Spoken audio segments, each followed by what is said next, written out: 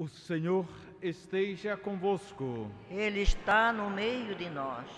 Proclamação do Evangelho de Jesus Cristo segundo Lucas. Glória a vós, Senhor.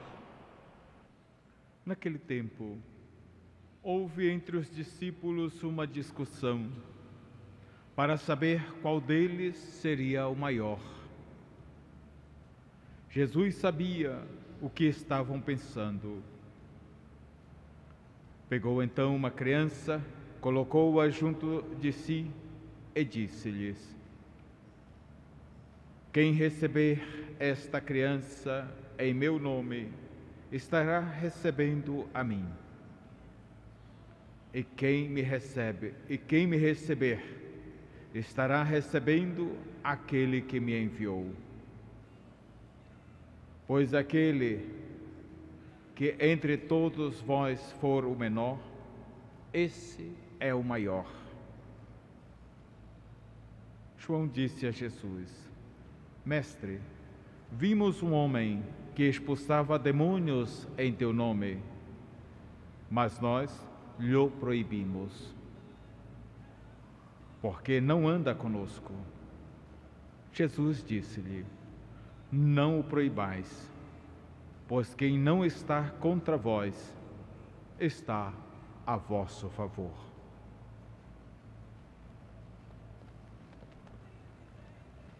Palavra da salvação. Glória a vós, Senhor.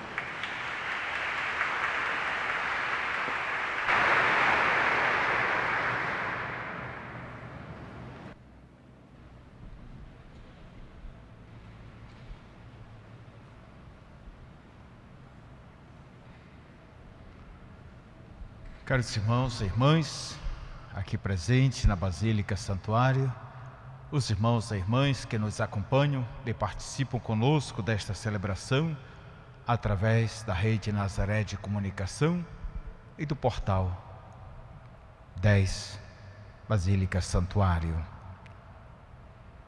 Com alegria nos encontramos no início desta semana e hoje temos a alegria de celebrar a memória de dois santos, e por sinal, irmãos,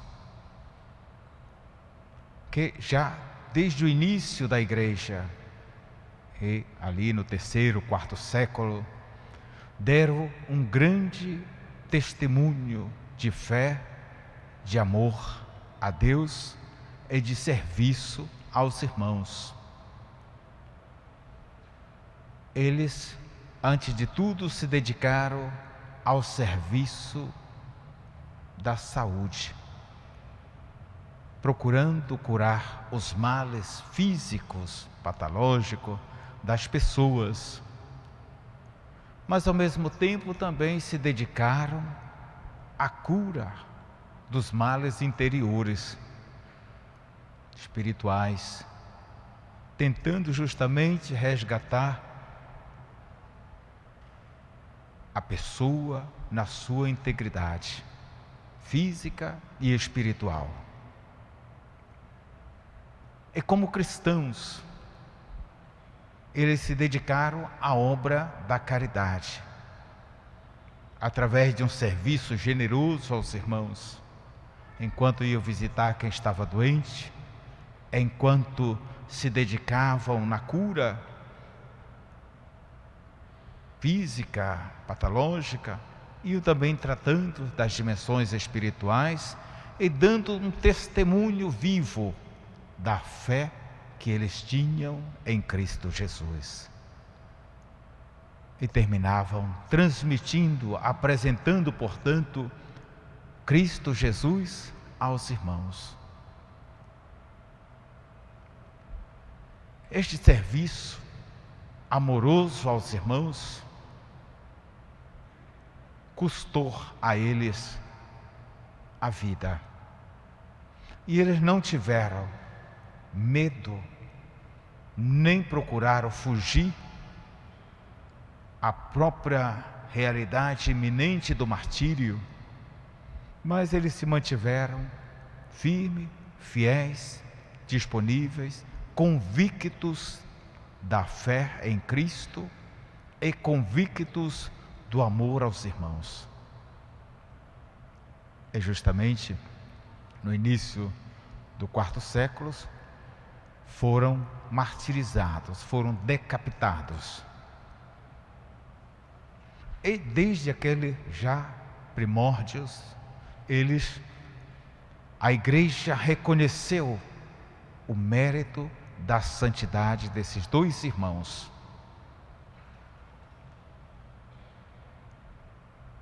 E os declarou santo. Ainda no quinto século foi construída a primeira basílica no Oriente Médio para ou em honra desses dois grandes santos. Mas uma devoção que se espalhou com facilidade mundo afora. E muito rápido, em todos os ambientes cristãos, foi conhecida a história de vida, de amor e de serviço desses dois irmãos e o culto a eles. E é um culto muito popular, que ainda hoje nos nossos meios se celebra. A Igreja Católica tem justamente e celebra a festa ou a memória desses dois santos no dia 26 de setembro, no calendário religioso litúrgico. Mas nos meios populares, tem outros irmãos que os celebram no dia 27. Quem distribui bombons e etc. para as crianças, tudo mais, eles distribuíram muito mais que os bombons. Distribuíram vida, afeto, amor, atenção, cuidado. Eles derramaram sangue. Uma vida de testemunho. E, na realidade, é o que hoje nos pede a liturgia da palavra que nós proclamamos. Que é uma liturgia rica de sentido e de significados para nós. A primeira leitura, bastante longa, nós encontramos o homem Jó, que é colocado à prova. Antes, esta leitura nos faz assim colocar diante de uma realidade que faz perceber o santuário da vida. Os filhos de Deus vão à casa de Deus, ao santuário da vida, se apresentam diante de Deus. E entre os filhos de Deus está quem não cheira muito bem, que nós chamamos, e o texto diz justamente, Satanás estava lá.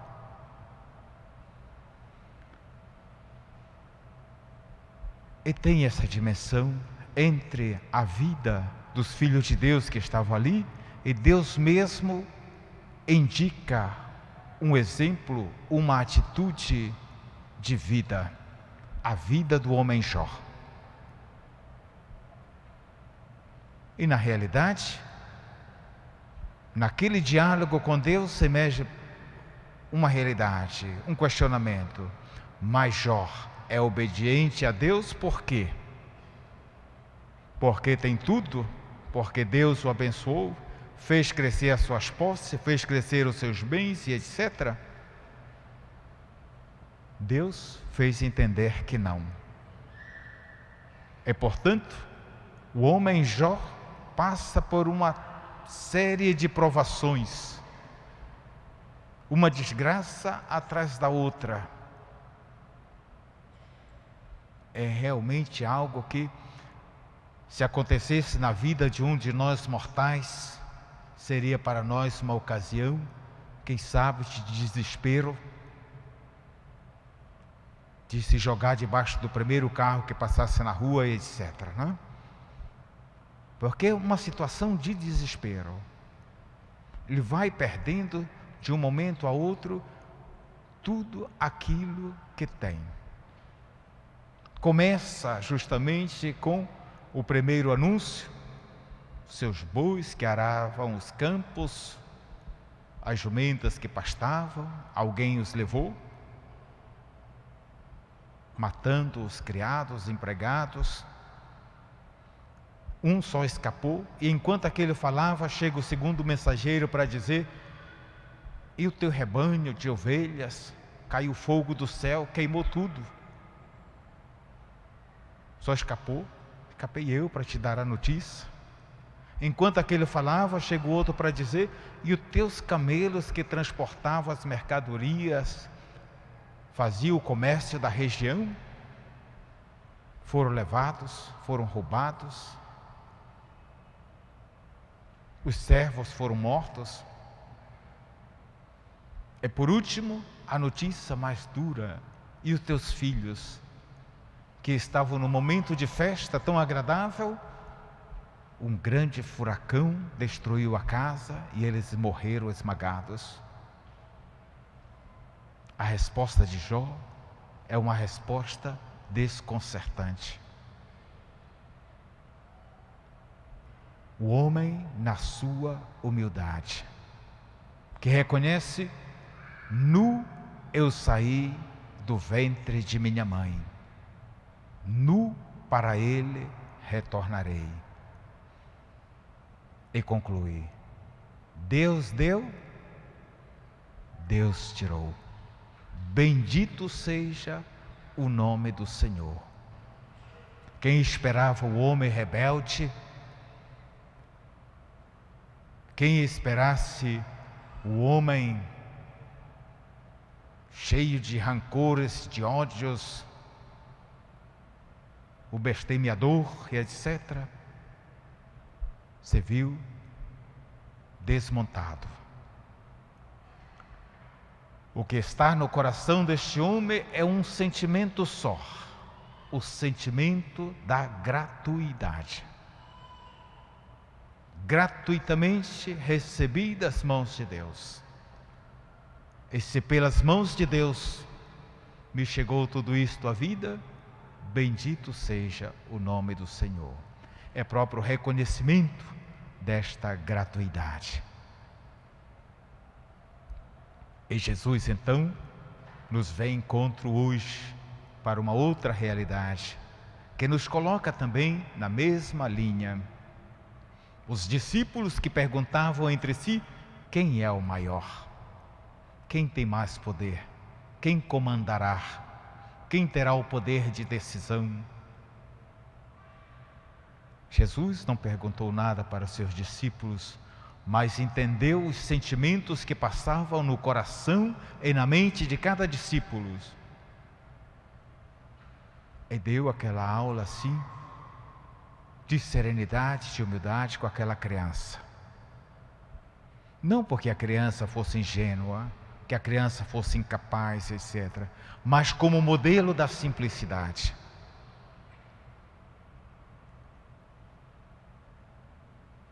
Quem acolher esta criança estará acolhendo a mim. E quem me acolher estará acolhendo o Pai. Ou seja, a atitude da humildade, da simplicidade, de quando se faz algo pelo reino de Deus. E não só,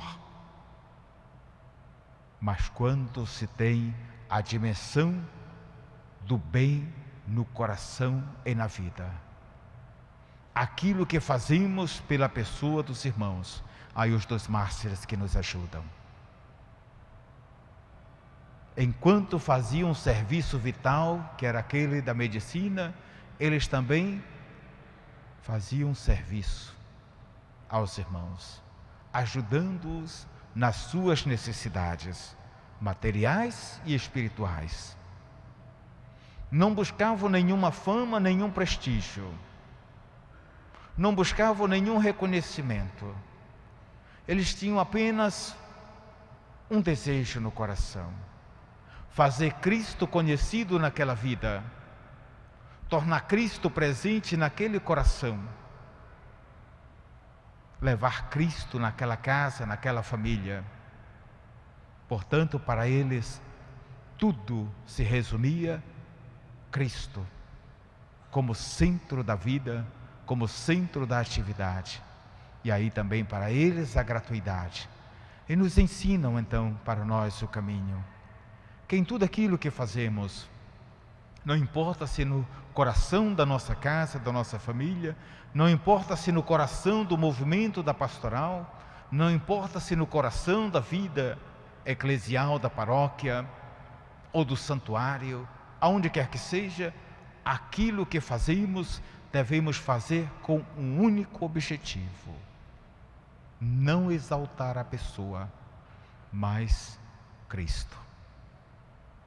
Cristo no seu amor misericordioso, Cristo que acolhe, Cristo que realmente torna leve o jugo das pessoas, suave o fardo. Faz então experimentar o repouso, a alegria de estar nos braços, na presença e sob o olhar de Deus.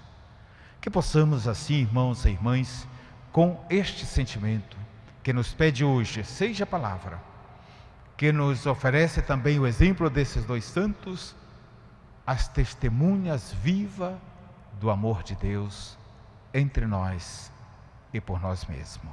Amém.